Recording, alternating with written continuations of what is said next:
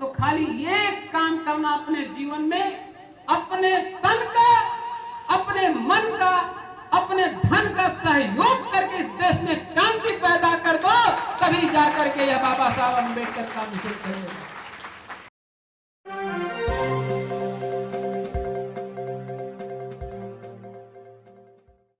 सभी को नमो बुद्धाय, जय भीम।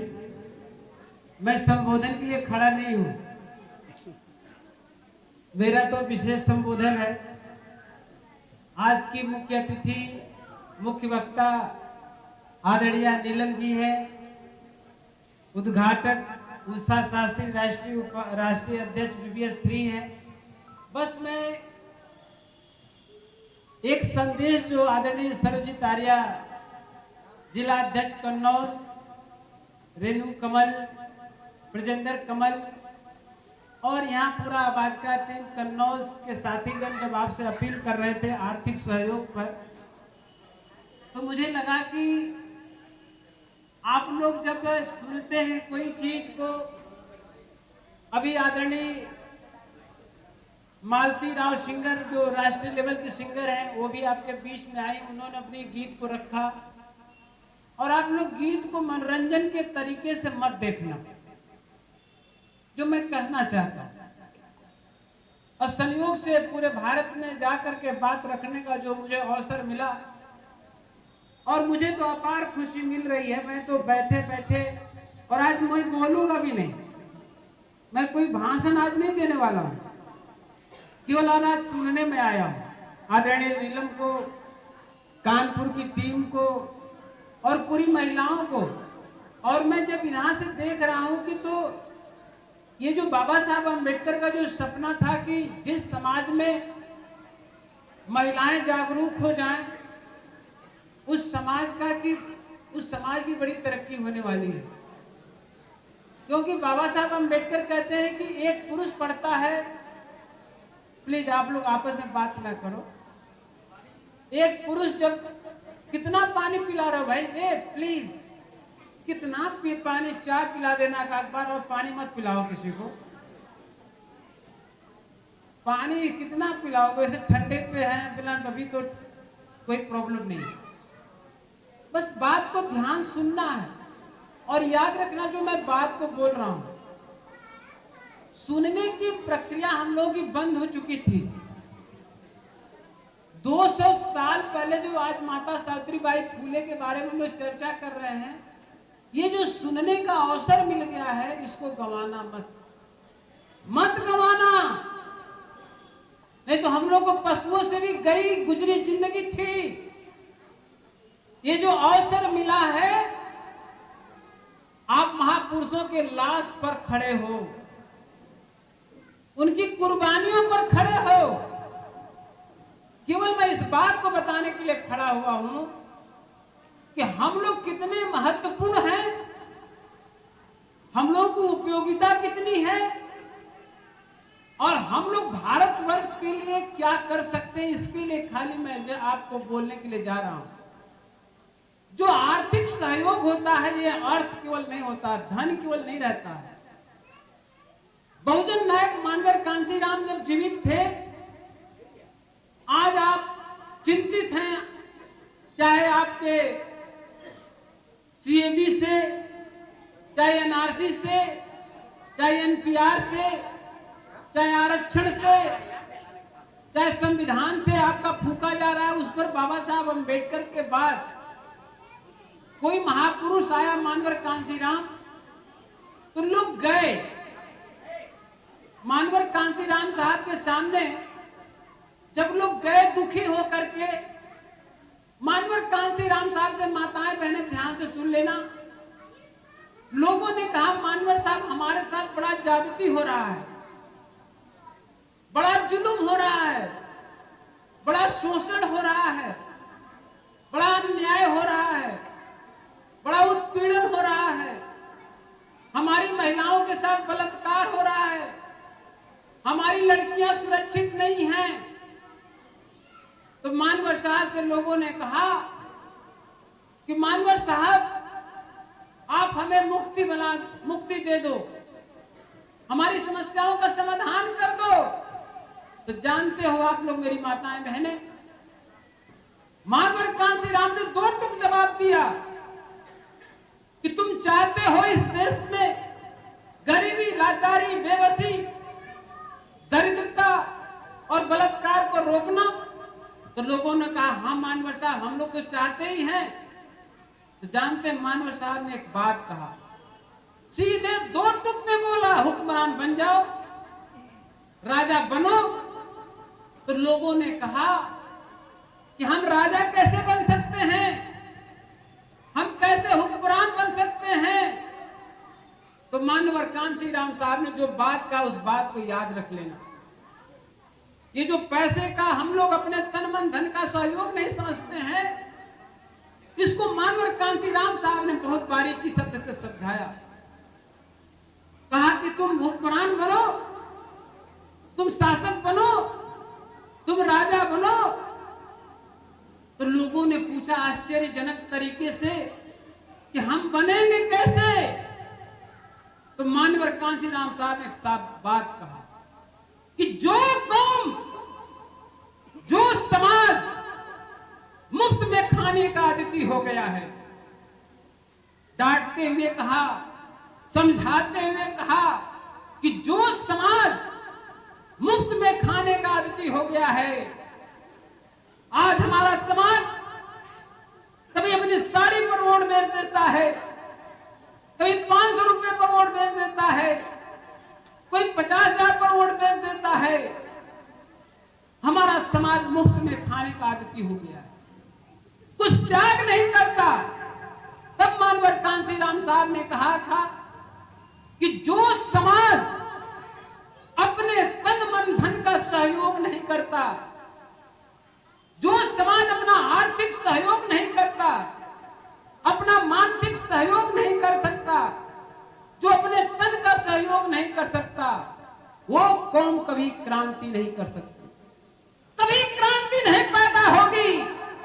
यदि तुम्हें क्रांति पैदा करना है, तुम्हें आंदोलन करना है, तुम्हें समाज में झकझोर देना है और अपने को राजा बनाना है, तो आपको तन मन धन का सहयोग करना पड़ेगा। तो मानवर कांसीराम साहब ने कहा कि जो कौम अपने तन मन धन का सहयोग नहीं करती, वो कौम कभी क्रांति नहीं कर सकती, और जो कौम क्रांति नहीं कर सकती, वह कौम कभी हुक्मरान भी नहीं बन सकती। जो कौम क्रांति नहीं कर सकती, वो कौम कभी हुक्मरान भी नहीं बन सकती।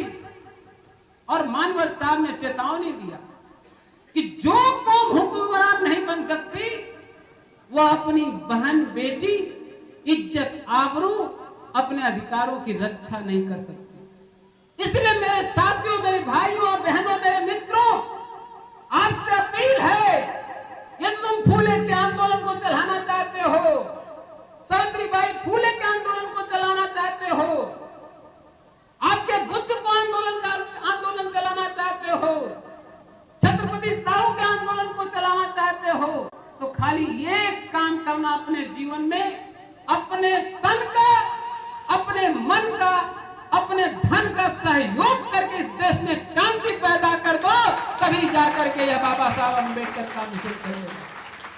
मैं आपसे कहता हूं कि कोई भी व्यक्ति 10 रुपया तो दे सकता है, 5 रुपया दे सकता है। तो मानवर साहब एक बात याद रखना, जब वो चुनाव लड़ रहे थे तो उन्होंने कहा कि हमें वोट भी चाहिए, एक नोट भी चाहिए, एक वोट देना और एक नोट भी देना। और आपको एक घटना बता दे, चुनाव लड़ रहे थे हापुड़ का, 84,000 रुपया आया और 84,000 वोट भी आया। ये बहुत संयोग की बात है। यदि तुमने अपने 1 रुपया अगर इस काउंटर पर जमा कर दिया, तो समझना कि आंदोलन तुमने चला दिया। 1 रुपया अपने पॉकेट से एक लड़का ला के जा कहता कि ये मेरा 1 रुपया है, मैंने अपने गुल्लक को फोड़ दे करके 1 रुपया मैं जमा कर दूंगा बाबा साहब अम्बेडकर के मिशन के लिए, तो समझ लो कि बाबा साहब अम्बेडकर का मिशन देश दुनिया में तरक्की करेगा। तो प्लीज आपसे अनुरोध है कि महापुरुषों के आंदोलन को चलाने के लिए अपने तन मन धन का सहयोग करना। 10 रुपया दे देना, तुम्हें सेटिस्फैक्शन मिलेगा जी। जीवन में तुम्हारा 10 रुपया गुब्बारे में खर्च हो सकता है, लेकिन मिशन में आकर के 10 रुपया जिस दिन आप देना सीख जाओगे, उस दिन आने वाली पीढ़ी का भविष्य बनाएंगे। आप अपने लिए जिंदा नहीं रहो, मत रहो, क्योंकि मैं इस बात को एक बार बहुत बारीकी से सोचता हूं कि 14 अप्रैल 1891 में जब बाबा साहब अंबेडकर का जन्म हुआ, उस समय हमारी 8 करोड़ की आबादी, हमारे मम्मी पापा थे, चाचा चाची थे, नाना नानी थे, सभी थे, लेकिन गले में मटका था, कमर में झाड़ू था, बोलने पर जीवा काट ली जाती थी और सुनने में कान में रांगा पिलाया जाता था और चलने की परछाई से हम दुश्मन अपवित्र हो जाता था। 1891 से पहले हम पशुवत की जिंदगी जी रहे थे। अरे जीना महत्वपूर्ण नहीं है मेरे साथियों, सम्मान के साथ जीना महत्वपूर्ण है, इस बात को याद रख लेना। आज हम लोग एकत्रित हैं सम्मान की जिंदगी के लिए, तो पशुवत की जिंदगी हम जी रहे थे। कुत्ते बिल्ली जब उनके बर्तन को जूठा कर लेते थे, वो बर्तन मांज को उसमें खा लेते थे, लेकिन हम लोग तो कुत्तों से भी गए गुजरे थे, पशुवत की जिंदगी जी रहे थे। लेकिन एक आदमी बाबा साहब भीमराव अंबेडकर पैदा हुए और हम लोगों को पैदा होते ही पशु से इंसान बना दिए, इसलिए आज हम लोग यहाँ एकत्रित बैठे हैं।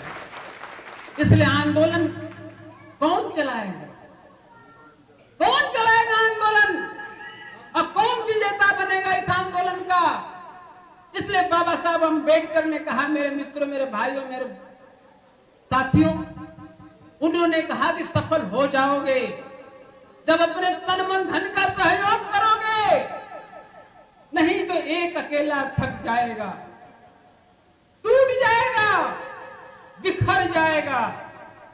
आंदोलन आज सरजीत आर्या, कमल जी, ब्रजेंद्र कमल जी, रेणु जी और हमारे जो साथी देख रहे हो, आप कुर्सी दिए हैं बैठने के लिए, जिसे भारत सरकार उत्तर प्रदेश में कुर्सी दिया है बैठने के लिए, वो नीचे बैठ के गर्वान्वित हो रहे हैं और मुझे बड़ा अच्छा लग रहा है।